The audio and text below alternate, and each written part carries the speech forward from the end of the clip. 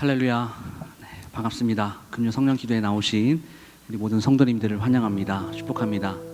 이 시간은 일주일에 한 번 저희들이 정말 마음껏 하나님을 이 옆 사람을 의식하지 않고 찬양 부르고, 그리고 우리가 소리 높여서 기도하는 아마 유일한 예배인 것 같습니다. 일주일에 한 번 저희들의 모든 것들을 하나님께 정말 이렇게 애통하는 심정을 토하면서 우리가 함께 찬양하고 기도하고 말씀 듣고 또 주님 앞에 나가는 귀한 시간인데요, 제가 매주마다 첫 기도를 이렇게 여러분들에게 도전하죠. 하나님, 오늘도 우리의 마음을 열어주셔서 주님 그 마음 가운데 하나님의 은혜로 채워주시고, 예배를 방해하는, 특별히 하나님 앞으로 나가게 하는 데 있어서 방해하는 모든 것들을 다 제거하여 주시고, 이 시간 오로지 하나님만 바라보고 그 하나님의 은혜를 진심으로 경험하고 돌아가는 귀한 시간 되기 원합니다. 이렇게 여러분들에게 도전합니다. 오늘도 마찬가지입니다. 오늘도 우리가 이렇게 한번 기도로 주님께 나아갔으면 좋겠습니다. 모든 연약함과 우리의 모든 괴로움을 주님 앞에 올려드리면서, 주님 오늘 이 시간 마음을 열어주시고, 주님 은혜로 이 공허한 마음과 또 애통하는 마음과 이 고통스러운 나의 마음을 주님의 은혜로 채워주시옵소서. 우리 함께 이렇게 기도하며 주님께 나갈까요? 함께 기도하겠습니다. 하나님 아버지, 오늘도 그 온전하신 주님께 나아갑니다. 하나님, 우리에게는 아무런 능력이 없고 우리에게는 선한 것이 없지만 오직 완전하시고 선하신 그 주님 앞에 하나님, 우리의 연약함과 우리의 모든 괴로움과 애통하는 마음과 고통스러운 마음을 주님 앞에 다 드리며 나아가기 원하오니, 이 예배 가운데 하나님 다 쏟아놓고 오직 주님만 바라볼 수 있도록 하나님 인도하여 주시옵소서. 우리의 마음을 열고 주님께 나아가오니 하나님 그 마음 가운데 오늘 하나님 주님의 은혜를 채워주시옵소서. 주님의 성령으로 채워주시고, 하나님 시간 성령 충만함으로 주님께 나아갈 때에 전심으로 하나님께 예배하며 전심으로 하나님께 찬양하고 하나님 주님의 말씀을 듣고 나아가는 귀한 시간 될 수 있도록 주님 인도하여 주시옵소서. 아멘. 사랑의 하나님, 오늘도 이 심정을 가지고 한나와 같이 애통하는 마음으로 주님께 나아가오니 주님 우리 마음 가운데 주님의 사랑 그리고 주님의 은혜로 채워 주시옵소서. 예수 그리스도 이름으로 기도드리옵나이다. 아멘. 함께 찬양하겠습니다.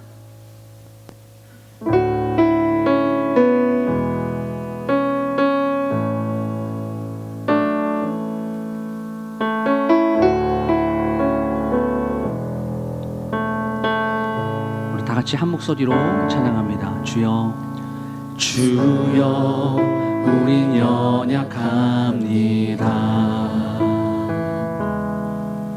우린 오늘을 힘겨워합니다. 주 뜻 이루며 살기에 부족합니다. 우린 연약합니다. 한 번 더, 주님 우리는 넘어집니다. 주여, 우린 넘어집니다. 오늘 하루 또 실수합니다. 겸손한 마음으로 주의 긍휼을 구하는 죄인입니다. 우리 주만 바라봅니다. 그 주님의 은혜를, 한없는 주님의 은혜 온 세상 위에 넘칩니다. 가릴 수 없는 주 영광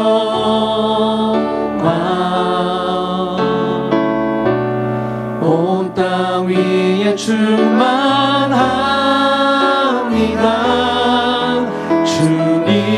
주님만이 길이오니 우린 그 길 따라갑니다. 그날에 우리를 이루신 주는 완전한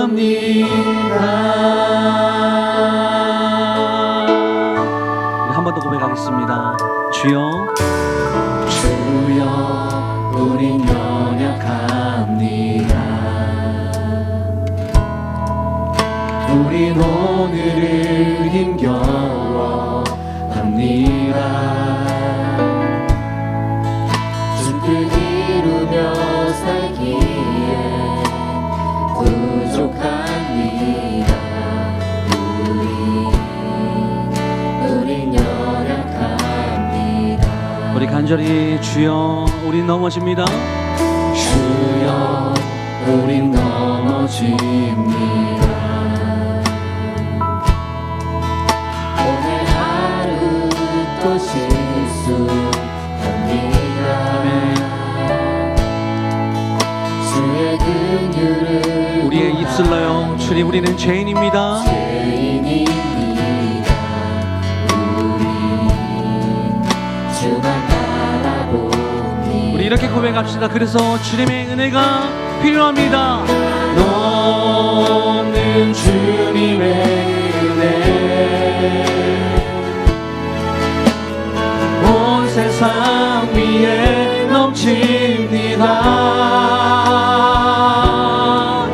가릴 수 없는 주 영광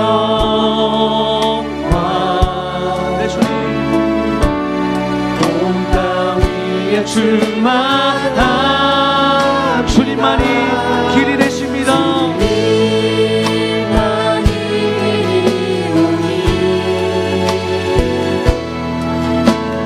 우린 그길 따라갑니다. 그날에 우릴 이루시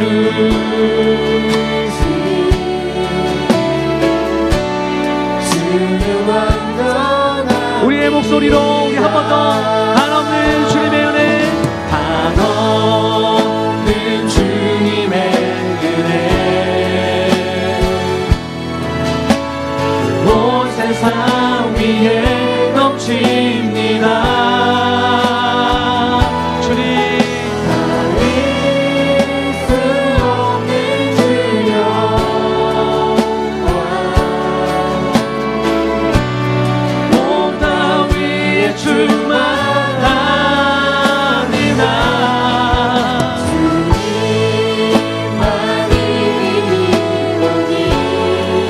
우리의 믿음과 우리의 신앙으로 고백합니다.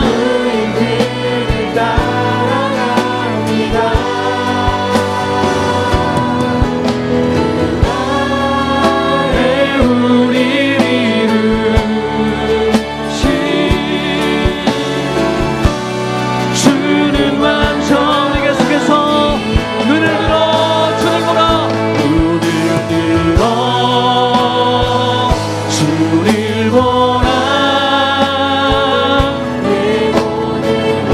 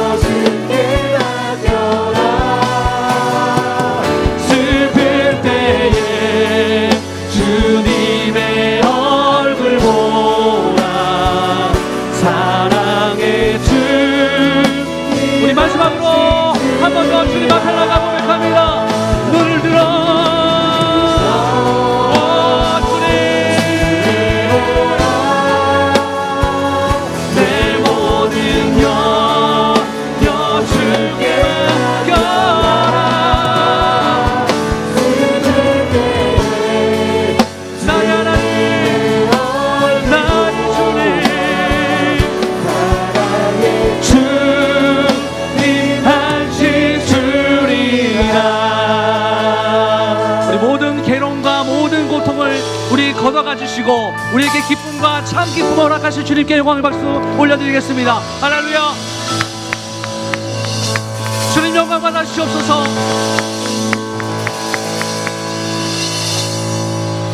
이 마음을 가지고 이 시간 힘차게 박수하며 하나님께 찬양하겠습니다.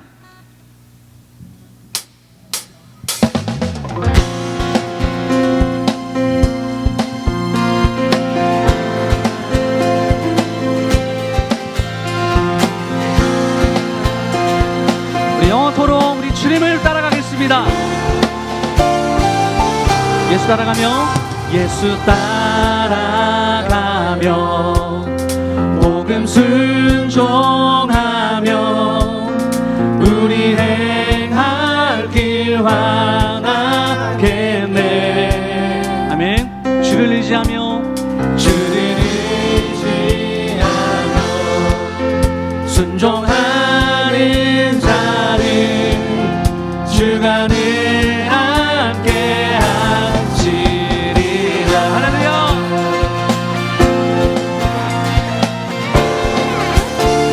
한 번 더 예수 따라가며, 예수 따라가며 복음 순종하며 우리 행할 길 완하겠네. 주를 의지하며 순종하는 자를 주가 함께 하시리라. 할렐루야. 우리 의지하고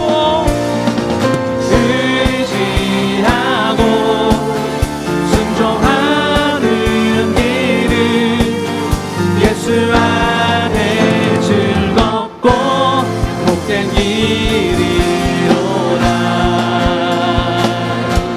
주님을 찬양합니다. 우리 이제는 2절로 함께 찬양하겠습니다. 배를 당하거나 우리 고생할 때 주가 위로해 주시겠네. 주를 의지하며, 주를 의지하며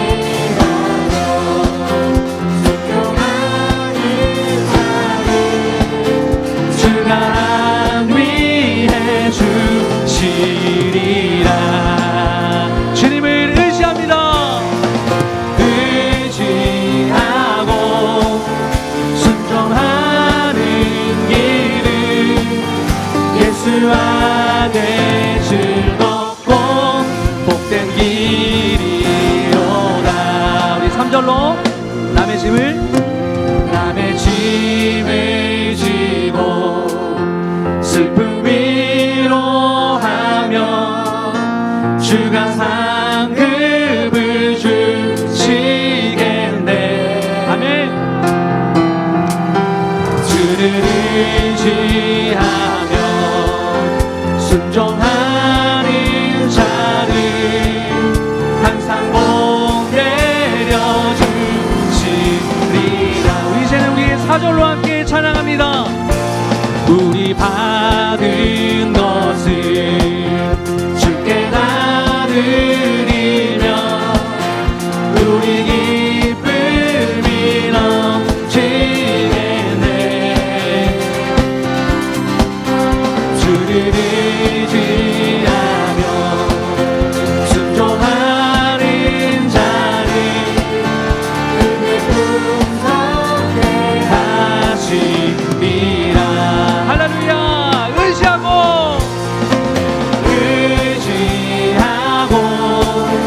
순종하는 길은 예수 안에 즐겁고 복된 길.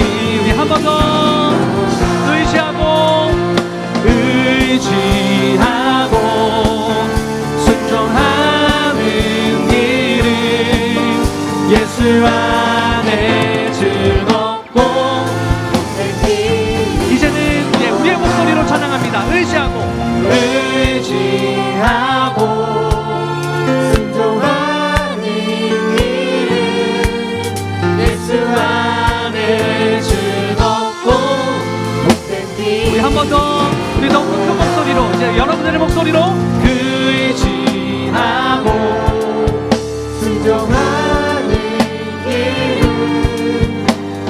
안에 즐겁고 복된 길이. 우리 마지막으로 한 번 더요. 의지하고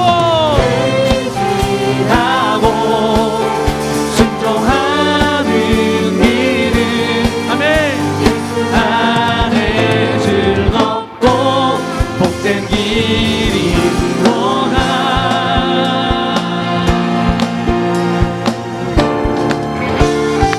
우리 주님께 모든 영광의 박수를 올려드립시다. 할렐루야.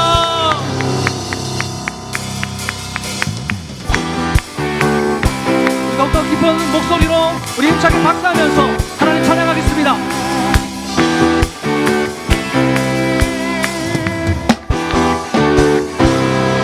우리 한 목소리로요. 주님의 영광. 주님의 영광 나타나셨네. 권능으로 임하셨네. 죽음에서 날 살리신 주 성령, 놀라우신 주 하나님. 한 번 더 고백합니다. 주님의 영광. 주님의 영광 나타나셨네. 권능으로 임하셨네. 죽음에서 날 살리신 주 성령, 놀라우신 주 하나님. 아멘. 할렐루야. 주의 나라가 눈먼 자는 눈을 뜨며 저는 자는 걷게 되리. 나는 선포하리. 만왕의 왕 예수, 주의 나라 임하시네.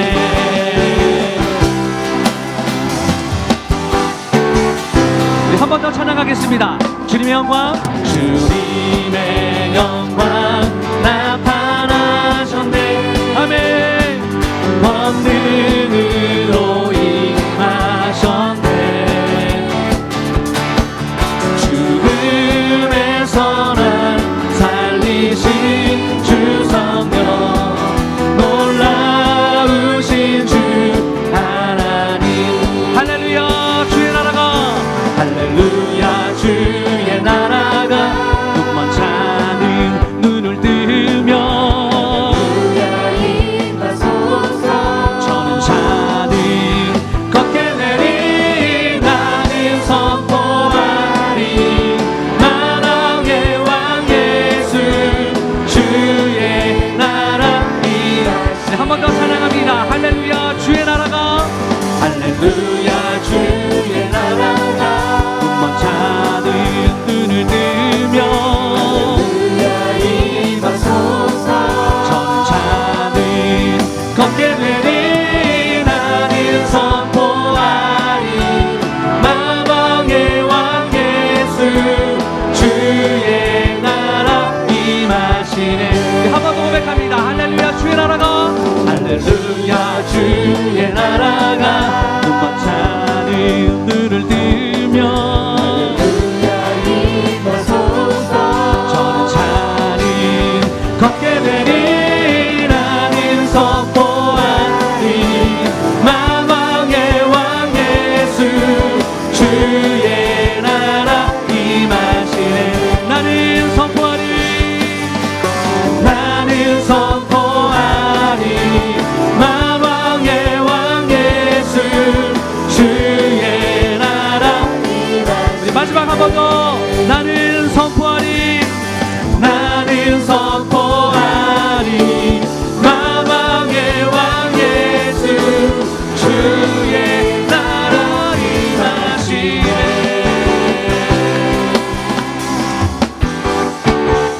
우리와 함께 하시는 그 주님 앞에 한 번 더 박수 영광 올려드립니다. 아멘. 주님 영광 받아주시옵소서. 찬양 받아주시옵소서. 할렐루야.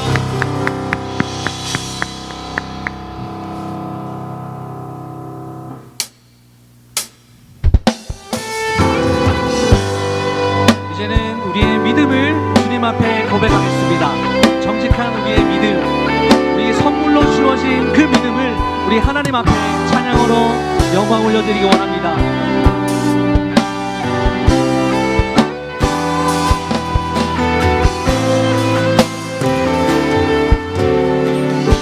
우리 함께 고백하겠습니다.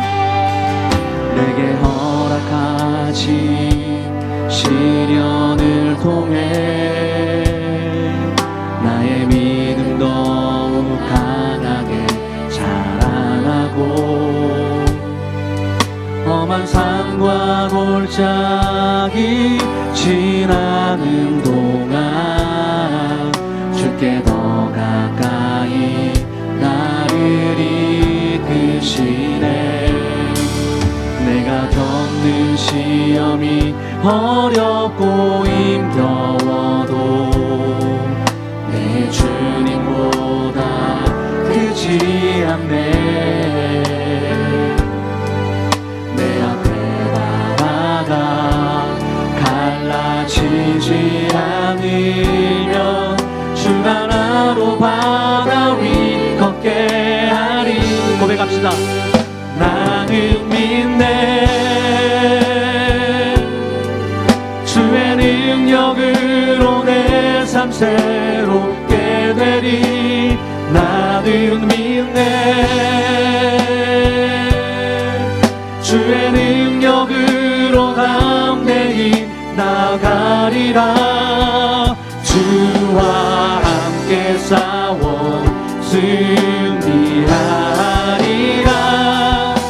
날마다 믿음으로 나 살아가리. 한 번 더요. 내게 허락하신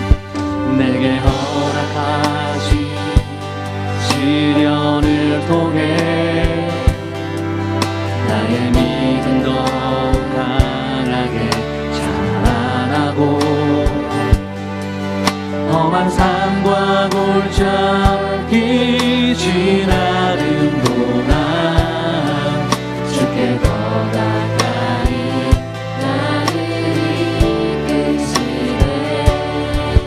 내가 겪는 시험이 어렵고 힘겨워도 내 주님보다 크지 않네. 내 앞에 바다가 갈라지지 않으며 주 하나로 바다 우리의 목소리로 고백합시다. 나는 믿네. 주의 능력으로 내 삶 새롭게 되리. 나는 믿네. 주의 능력으로 담대히 나가리라. 주와 함께 싸워 승리하리라. 날마다 믿음으로 나 한 번 더.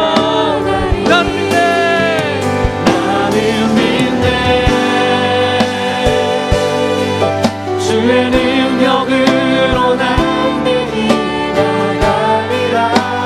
나는 믿네. 주의 능력으로 내 삶 새롭게 되리. 주와 함께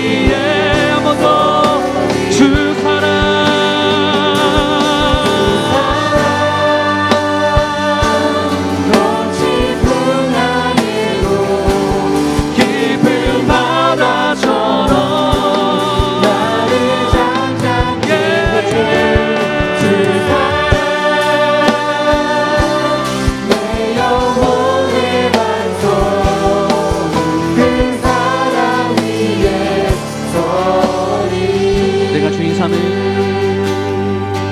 내가 주인 삼은 모든 것 내려놓고 내 주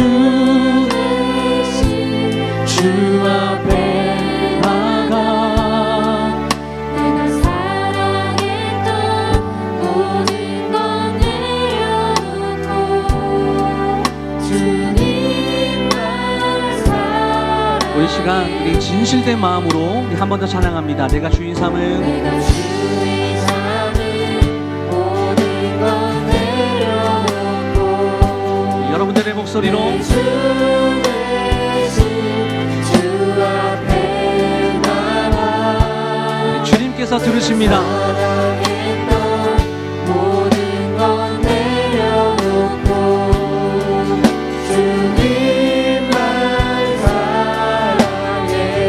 주님의 사랑이 필요합니다. 거친 풍랑에도 깊은 바다처럼 나를 잠잠케 해. 주 사랑 내 영혼을 반석 그 사랑 위에 우리 한 번 더요. 주 사랑 주 사랑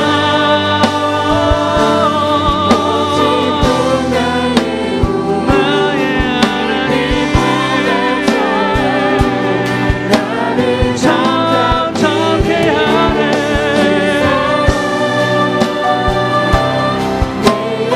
영혼의 반석 그 사랑 위에 다시 한번 더 주 사랑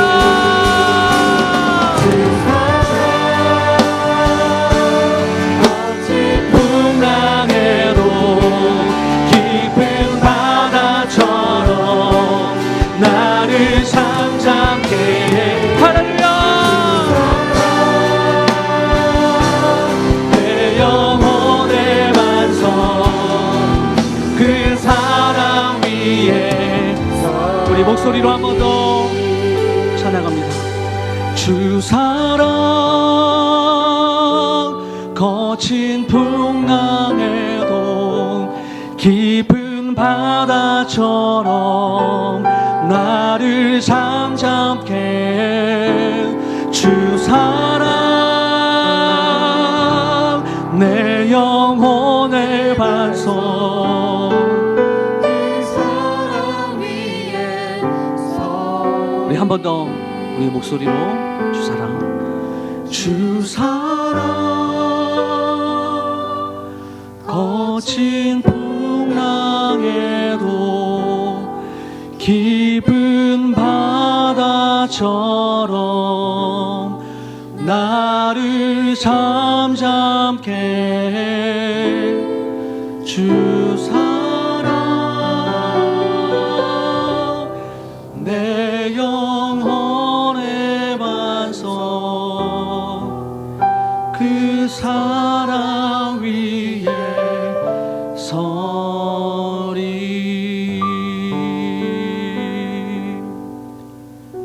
아멘. 네, 마지막으로 우리 함께 이렇게 기도하겠습니다.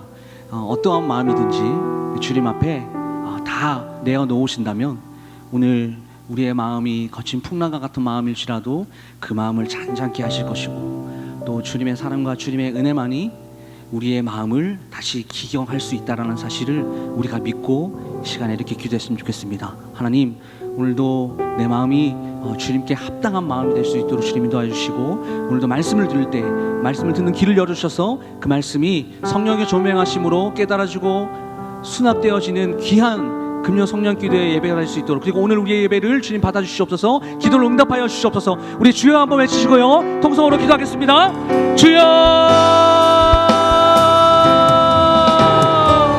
하나님 아버지, 오늘도 이 귀한 금요 성령 기도의 가운데 하나님 주님 앞에 나아갑니다. 하나님, 하나님 우리의 이름으로는 주님께 나갈 자격이 없지만 하나님 예수 그리스도의 이름으로 주님께 담대히 그 은혜 보좌 앞으로 나아갈 힘을 얻었으니 오늘도 하나님 능력을 힘입어 주님 앞에 하나님 귀하게 나아가기 원합니다. 하나님, 오늘도 우리의 예배를 받아주시고 우리의 기도를 응답하여 주셔서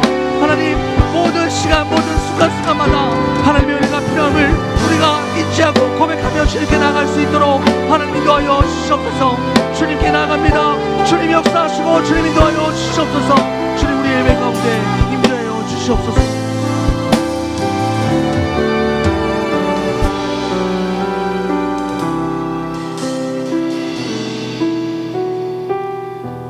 하나님 감사합니다. 보잘것없는 저희들을 먼저 사랑하여 주시고 하나님의 자녀 삼아 주신 주님의 은혜를 감사드립니다. 아버지, 시간 주님의 사랑을 기억하며 주님 앞에 나와 금요 성령 기도회로 영광 올려드릴 수 있는 은혜를 허락하여 주심에 감사를 드립니다. 마치는 그 시간까지 성령 하나님께서 인도하여 주시고 또 찬양과 또 기도와 말씀 가운데 살아계신 하나님을 경험하는 은혜의 시간이 될 수 있도록 주여 은혜를 더하여 주옵소서.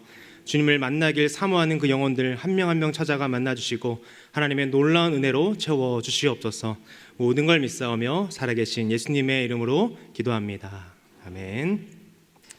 오늘 함께 보실 하나님의 말씀은 요엘서 2장 12절에서 17절까지 말씀입니다. 요엘 2장 12절에서 17절까지 말씀입니다.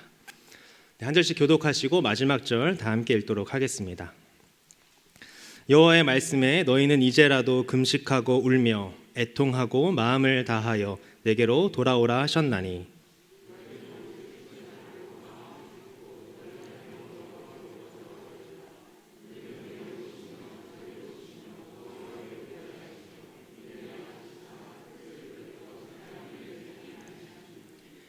주께서 혹시 마음과 뜻을 돌이키시고 그 뒤에 복을 내리사 너희 하나님 여호와께 소제와 전제를 드리게 하지 아니하실는지 누가 알겠느냐.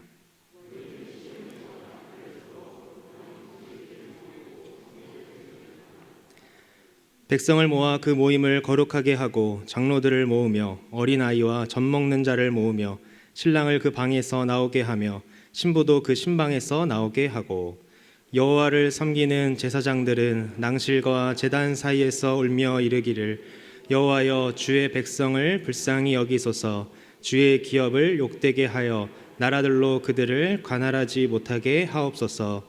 어찌하여 이방인으로 그들의 하나님이 어디 있느냐 말하게 하겠나이까 할지어다.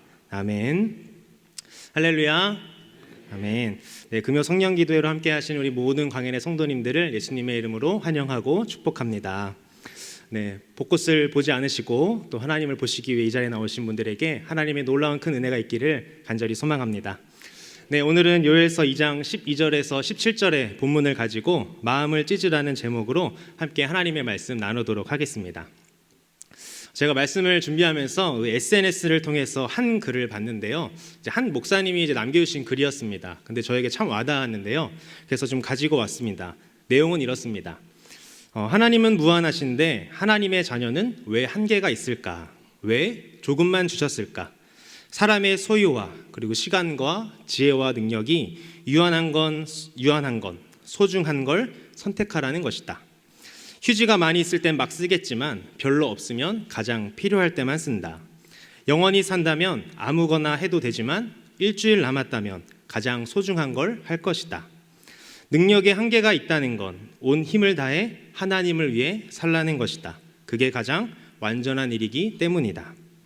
소유에 한계가 있다는 건 그것으로 하나님을 위해 쓰라는 것이다. 그게 가장 가치 있는 일이기 때문이다.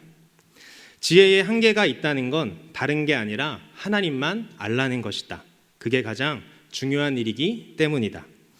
내 삶에 한계가 있다는 건 하나님의 자녀로 살라는 것이다. 하나님을 위해, 하나님과 함께하기 위해, 하나님을 사랑하기 위해 살라는 것이다. 그게 가장 잘 사는 것이기 때문이다.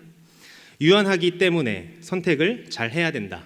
내 마음과 계획대로 살기를 선택하지 말고 사랑과 거룩과 순종을 선택해야 한다. 그것만 선택하면 그 자를 선택하셔서 나머지는 하나님이 해주시고 채우신다. 삶의 골리앗이 쓰러지고 홍해가 갈라지고 폭풍이 멈추는 건 하나님이 해주신다. 하나님의 계획을 위해 쓰시려고 부족한 건 은혜와 사랑과 능력으로 가득하게 채우신다. 사람이 유한한 건 무한한 하나님께 소망을 두라는 것이다. 여러분들은 이 글을 들으시면서 어떤 생각이 드셨습니까? 몇 가지 적용점이 있지만 저는 개인적으로 이 무한하신 하나님께서 하나님의 자녀에게 한계를 주신 것이 은혜라고 생각을 했습니다. 왜냐하면 그것을 통해서 세상이나 내가 아니라 하나님을 바라보게 하기 때문입니다. 인간에게 지혜는 자신의 힘으로 해보다가 안 될 때 하나님을 찾는 것이 아니라 처음부터 하나님을 찾는 것이 바로 인간에게 가장 중요한 지혜입니다. 내 힘으로는 할 수 없는 것들이 삶에서 많이 일어나기 때문이죠. 그래서 이것저것 해보다가 막다른 골목에 들어섰다고 생각이 될 때 그때 어떻게 합니까? 절박한 심정으로 그때 기도합니다. 어찌 보면 기도할 게 없는 것이, 기도밖에 할 게 없는 것이 은혜입니다. 그렇게 기도를 통해서 하나님의 은혜와 도우심을 구하며 자신은 아무런 존재가 아님을 깨닫게 되기 때문이죠. 유한한 인간이기에 이 무한한 하나님을 의지하게 되는 것입니다. 여러분도 최근에 막다른 골목에 들어선 것처럼 그런 느낌을 받으신 적이 있으십니까? 기도밖에 할 수 있는 것이 없구나 하는 그 상황을 맞이하셨습니까? 나의 한계를 느끼며 두려워하고 계시지는 않으십니까? 오늘 본문 말씀에서는 이 막다른 골목인 같은 상황과 그리고 엄습해오는 그 두려움 가운데 우리에게 필요한 것이 무엇인지 말해주고 있습니다. 여호와의 날과 같은 정말 끝이라고 생각되는 그 상황 속에서도 하나님은 이 요엘 선지자를 통해 유다 백성들이 이 날을 어떻게 맞이해야 되는지 오늘 우리에게 말씀하여 주고 계시죠. 어떤 메시지를 전하는지 살펴보고 그것이 오늘 우리에게 어떻게 적용이 될지 함께 본문을 통해 살펴보기를 원합니다. 이 요엘서의 저자인 요엘은요, 여호와는 하나님이시다라는 그런 이름의 뜻을 가지고 있습니다. 이것은 이스라엘에서 아주 흔한 이름이었는데요, 구약에서만 동일한 이름을 가진 인물이 12명 정도 등장을 합니다. 요엘 선지자에 대해서는 알려진 바가 많이 없는데 이 아버지가 부두엘이라는 것밖에 나오지 않습니다. 그리고 요엘 선지자가 이 남유다 왕국을 향한 예언자, 선지자임을 알 수가 있죠. 그러니까 오늘 본문이 이 남유다 백성들에게 요엘 선지자가 선포한 말씀이라고 우리는 알 수가 있습니다.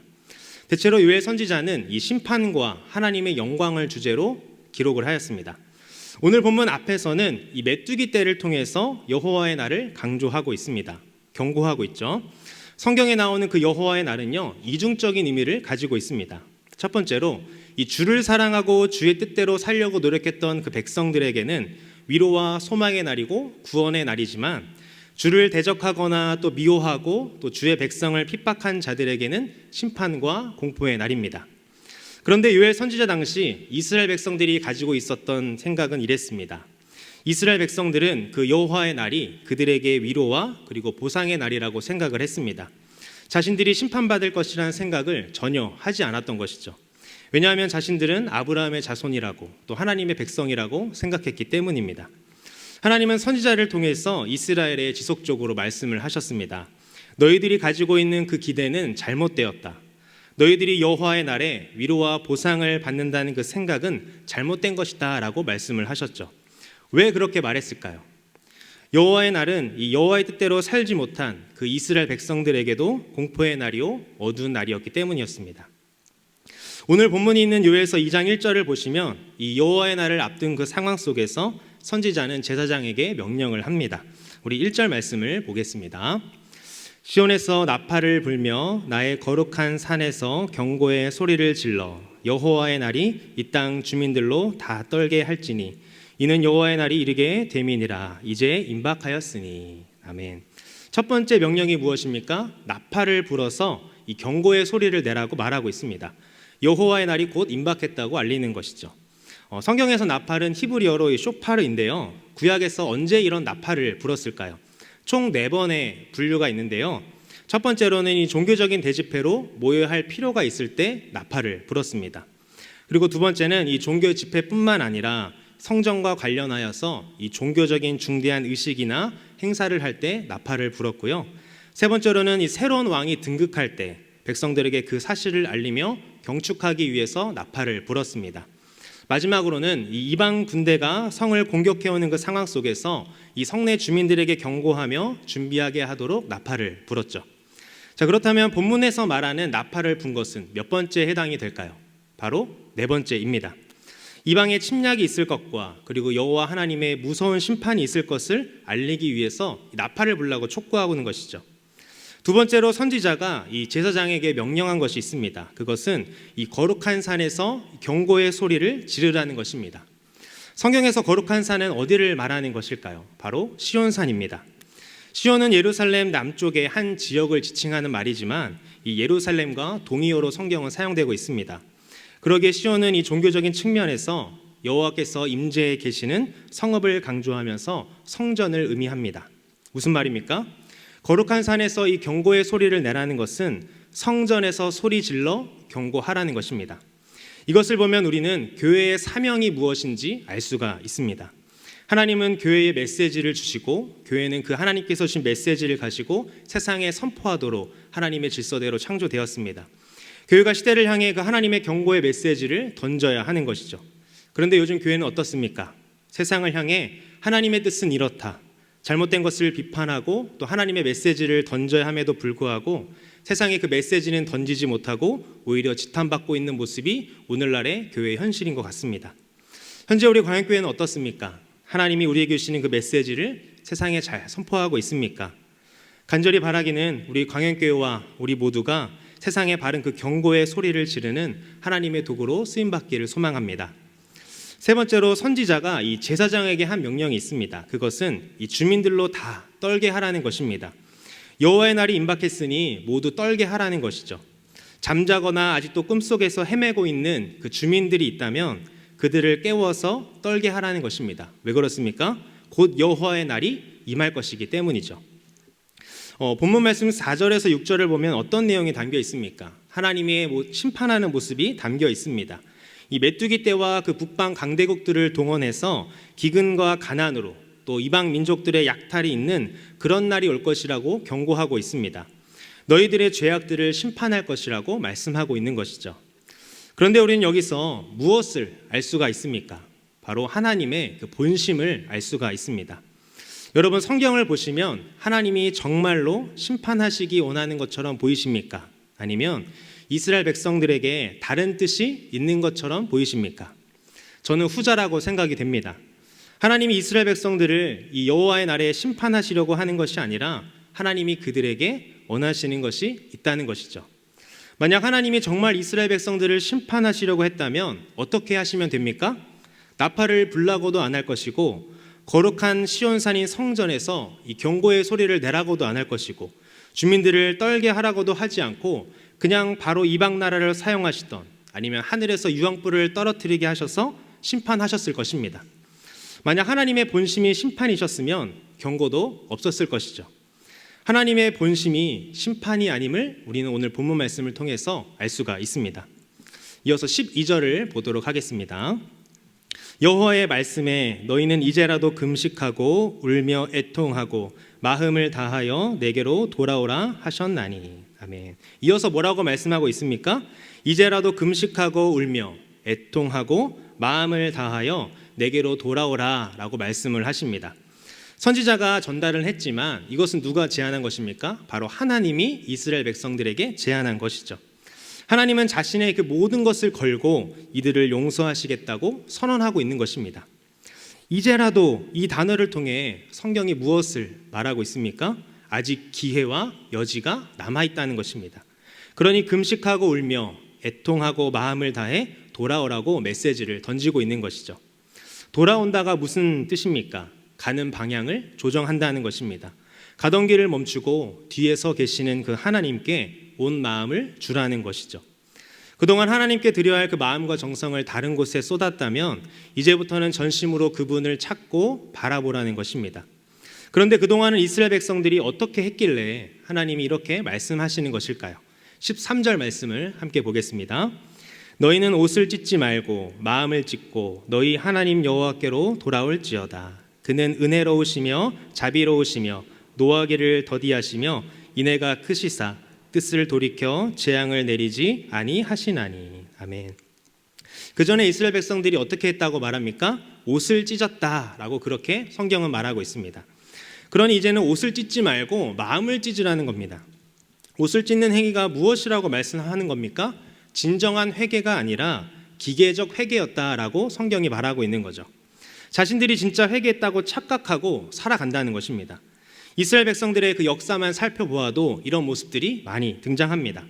하나님께 잘못했다고 금식하고 애통하면서 회개하고 옷을 찢었지만 그 어려움과 고통이 사라지면 금세 하나님의 그 은혜는 잊어버리고 똑같은 잘못과 죄악된 길을 가는 모습을 우리는 성경을 통해서 많이 발견하게 됩니다.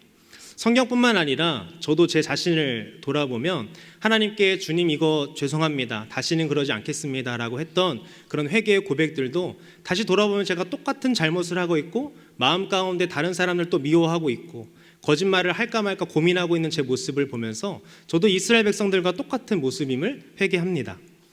그것들을 하나님은 뭐라고 말씀하시는 겁니까? 진정한 회개가 아니라 그냥 행사했다고 말씀하시는 겁니다.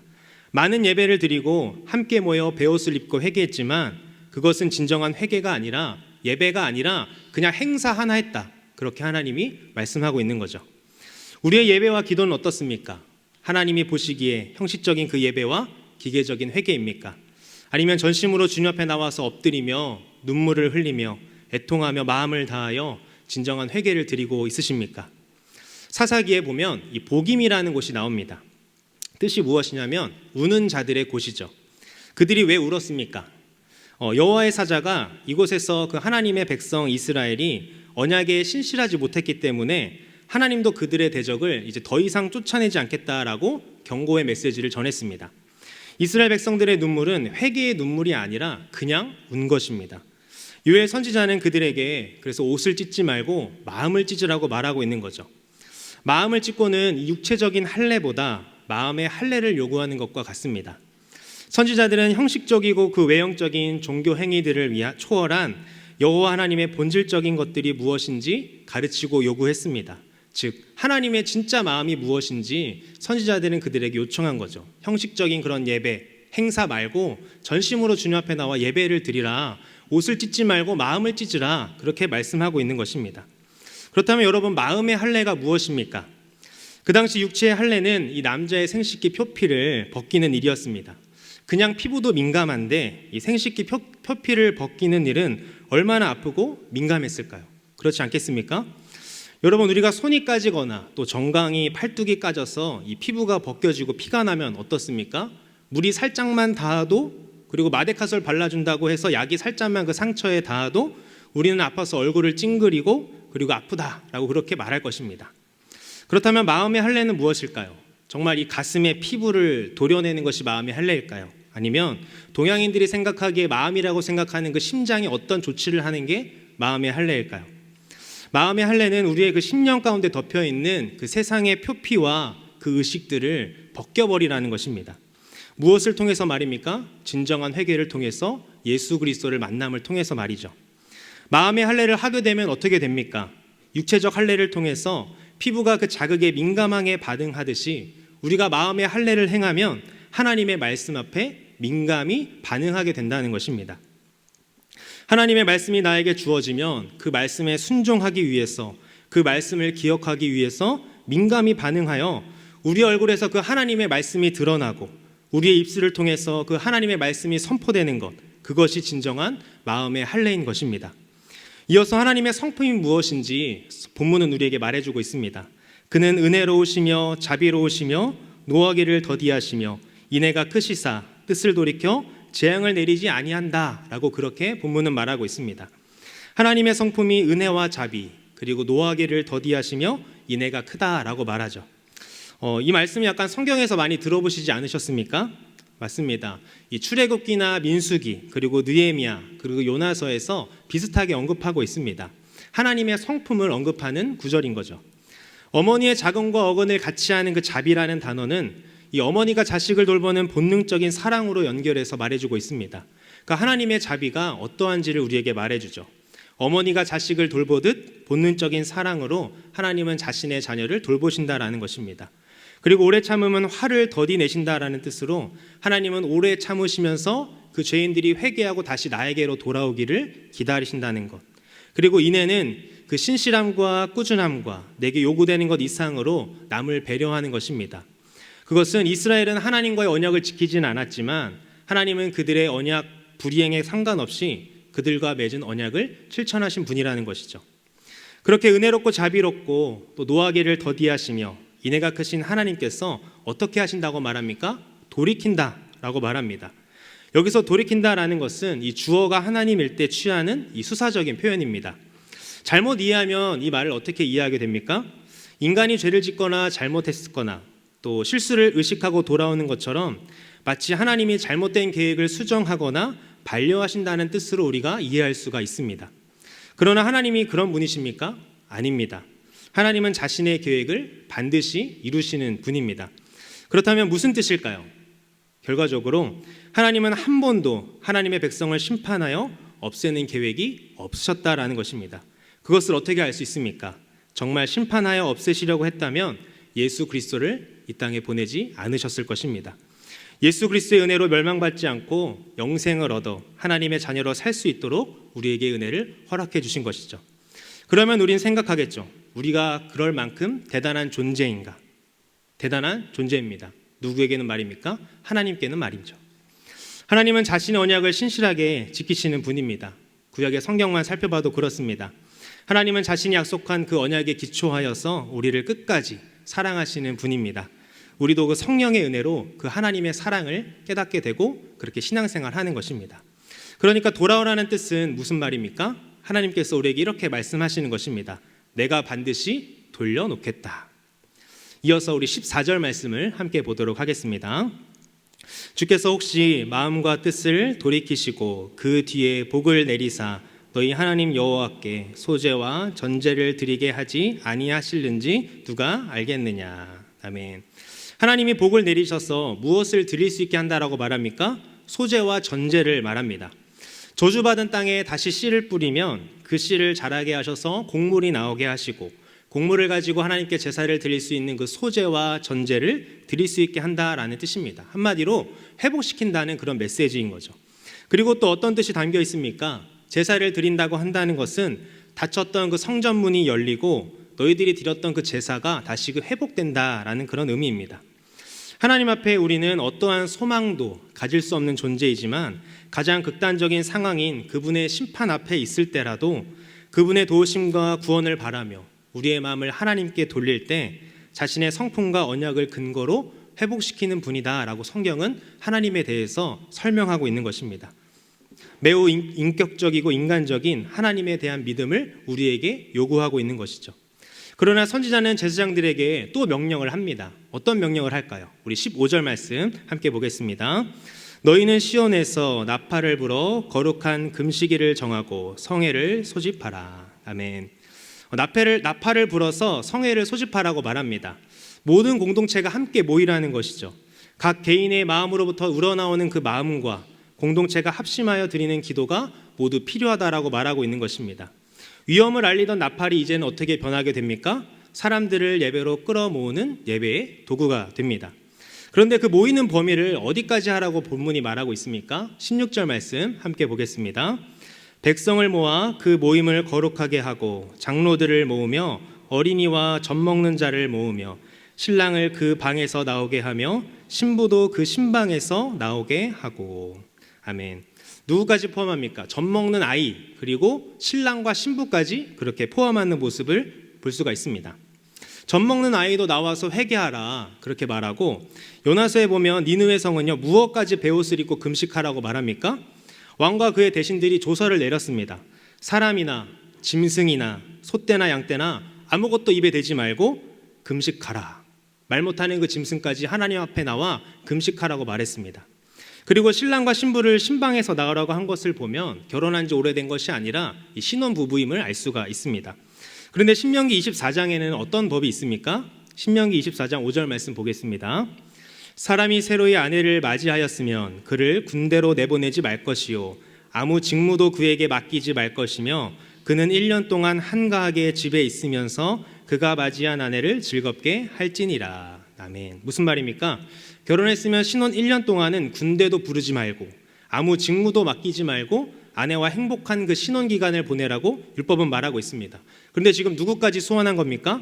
그 신혼부부인 신랑과 신부까지 나오라고 합니다. 왜 그렇습니까? 절실하고 중요한 때이기 때문입니다. 재앙을 모면하려면 모든 사람이 합심하여 근신하며 하나님의 은혜를 바라보아야 한다라고 말하고 있는 것입니다. 하나님 앞에 한 사람이 곧 온 공동체요. 온 공동체가 곧 한 사람인 것이죠. 우리가 고난주간 세겹줄 특별 새벽 기도회를 하는 이유가 무엇입니까? 우리 모두가 세겹줄로 똘똘 뭉쳐서 온 교회가 하나가 되고 한 성도가 교회가 돼서 이 고난주간 가운데 예수 그리스도께서 우리를 위하여 오신 구원의 사역을 같이 함께 묵상하고 찬양하자라는 그런 의미입니다. 이어서 17절에서는 뭐라고 말하고 있습니까? 여호와를 섬기는 제사장들은 이 낭실과 제단 사이에서 울며 이르기를 여호와여 주의 백성을 불쌍히 여기소서 주의 기업을 욕되게 하여 나라들로 그들을 관할하지 못하게 하옵소서 어찌하여 이방인으로 그들의 하나님이 어디 있느냐 말하게 하겠나이까 할지어다. 아멘. 누구에게 요청합니까? 이 제사장들에게 낭실과 제단 사이에서 울며 고백하라고 말합니다.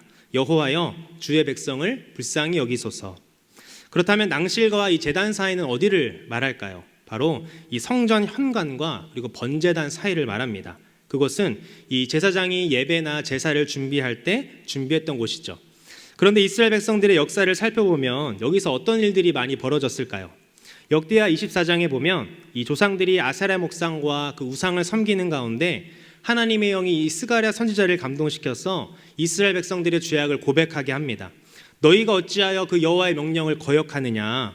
너희가 여호와를 버렸기에 여호와께서 또 너희를 버리셨다. 그러자 그곳에 있던 무리가 전략을 세우고 왕의 명령을 따라서 여호와의 전 그 뜰 앞에서 돌로 스가랴 선지자를 죽입니다. 그리고 에스겔서를 보면 이곳에서 이스라엘의 그 지도자들이 하나님께 등을 돌리고 태양신을 숭배하는 모습이 등장을 합니다. 그리고 솔로몬 왕 이후에 이곳에서 또 무엇이 이루어졌습니까? 낭실과 그 제단 사이에서 수많은 우상 숭배가 이루어졌습니다. 하나님은 그곳에서 무엇을 하라고 하신 것입니까? 그곳에 서서 울라는 것입니다. 서서 주여 우리를 불쌍히 여겨주소서라고 말이죠. 그 죄악의 자리에서 하나님의 긍휼을 구하라는 것입니다. 나이가 들면서 그리고 세월이 지나면서 우리가 깨닫게 되는 것이 무엇입니까? 인간은 불쌍한 존재라는 것을 깨닫게 됩니다. 하나님 앞에 내세울 의가 없다는 것이죠. 그래서 우리는 뭐라고 고백할 수밖에 없습니까? 주여 우리를 불쌍히 여겨주소서라고 밖에 고백할 수가 없습니다. 저도 수련의 기도를 인도하다 보면 나오는 고백이 있습니다. 주님, 저는 아무런 능력이 없습니다. 간절히 주님을 사모하고 또 주님을 만나길 사모하는 주의 자녀들을 주님께서 만나주시고 주님께서 긍휼히 여겨주소서라고 그렇게 고백합니다. 저에겐 아무런 능력이 없기에 그 무한하시고 능력이 많으신 주님께서 저들을 만나주시고 하나님의 살아계심을, 예수 그리스도가 나의 구주이며 하나님이심을 고백할 수 있게 긍휼을 구하는 것밖에 없었습니다. 오늘날 제사장이 누구입니까? 바로 우리들입니다. 여러분이 기도하면서 눈물이 난 적은 언제이십니까? 또 하나님의 마음으로 애통하며 슬퍼하신 적은 언제이십니까? 세상을 향해 애통함이 없어지고 또 하나님을 향하여 눈물이 메말라지기 시작한 지 얼마이십니까? 오늘 이 시간 우리가 그 눈물과 기도를 회복하기를 소망합니다. 어떻게 기도하면서요? 마음을 찢으면서 우리가 고백했으면 좋겠습니다. 주여 우리를 불쌍히 여겨 주옵소서, 나를 불쌍히 여겨 주소서라고 말입니다. 여호와의 날과 같은 그 심판의 날이 내 앞에 있는 것처럼 아무것도 보이지 않고 사방이 막혀 있고 내 힘으로는 도저히 할 수 없는 그런 상황 가운데 있으시다면 오늘 이 시간 우리가 마음을 찢고 주의 긍휼을 구했으면 좋겠습니다. 그러나 우리가 먼저 할 것이 있습니다. 그것은 바로 오늘 말씀을 통해 이 시대 교회에게 주시고 또 우리에게 주시는 메시지입니다. 바로 잃어버린 그 애통을 회복하라는 것입니다. 하나님 앞에 저질렀던 그 죄악과 우상 숭배들을 회개하는 것 말입니다. 여러분, 가장 큰 우상이 무엇인지 알고 계십니까? 바로 자아의 우상입니다. 나를 하나님의 위치에 두려고 하는 것, 그게 바로 자아의 우상이죠. 아담과 하와가 저질렀던 죄악이 무엇입니까? 하나님처럼 눈이 밝아져 보이기 위해서 사탄의 꾀에 넘어갔습니다. 자신이 하나님처럼 되고 싶었던 거죠. 세상 사람들만 봐도 어떻습니까? 자신이 하나님이 되기 위해서 발버둥 치고 있습니다. 돈을 가지고 또 명예를 가지고 권력을 가지고 그것을 다 가져서 다른 사람들을 내 마음과 뜻대로 내가 부리고 싶고 내가 하고 싶은 대로 돈이면 다 된다는 그런 생각으로 살아가는 것이 세상 사람들의 모습이고 자아의 우상을 가진 사람들의 모습입니다. 혹시 여러분 안에서 내 자아가 우상이 되어서 내가 하나님처럼 살아가고 있지는 않으십니까?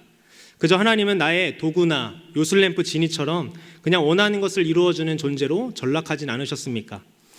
혹시 아직도 여러분들 내 안에 자아의 우상이 있다면 하나님보다 더 중요하게 생각하고 그것이 없으면 죽을 것 같다고 생각하는 것, 그런 우상이 있다면 이 시간 철저히 주님께 회개하며 주님께로 돌아가게 해달라고 기도하시기 바랍니다.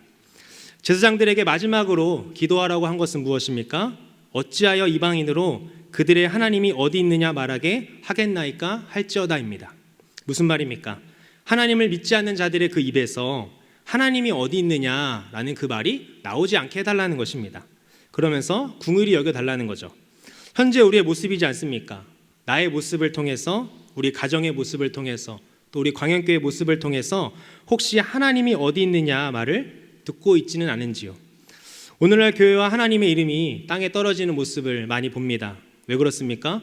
그리스도인들이 그리스도인답게 살지 못해서 그렇습니다. 그리스도의 대사와 또 편지로 살아야 하는데 세상 사람들과 똑같이 살고 있어서 그렇습니다. 우리 안에 무엇이 그들과 다른지를 우리가 보여주어야 하는데 보여주지 못해서 그렇습니다. 우리가 진정한 그 회개와 하나님께 온전히 그 돌아감으로 말미암아 그것을 보여주길 원합니다. 마음을 찢으며 나아가길 소망합니다. 우리의 모습을 통해서 하나님이 살아계신 것을 보여주길 바랍니다. 우리가 결정하는 그 삶의 모습을 통해서, 또 내가 평상시 살아가는 그 삶의 모습을 통해서 저 사람이 중요하게 생각하는 것은 무엇일까? 그것들을 보여주시기를 바랍니다. 그런 사람들이 사랑하는 우리 광양교회 성도 여러분이 되기를, 그리고 또 우리 광양교회가 되기를 간절히 소망합니다. 말씀을 맺겠습니다. 유퀴즈에 출연한 서울대병원 신경과 교수인 이승훈 교수님은 이런 말씀을 하셨습니다. 우리가 어둠이나 죽음을 두려워하는 이유가 무엇일까요? 어둠 속에 무엇이 있고 또 죽은 후에 어떤 세상이 펼쳐질지 모르기 때문입니다.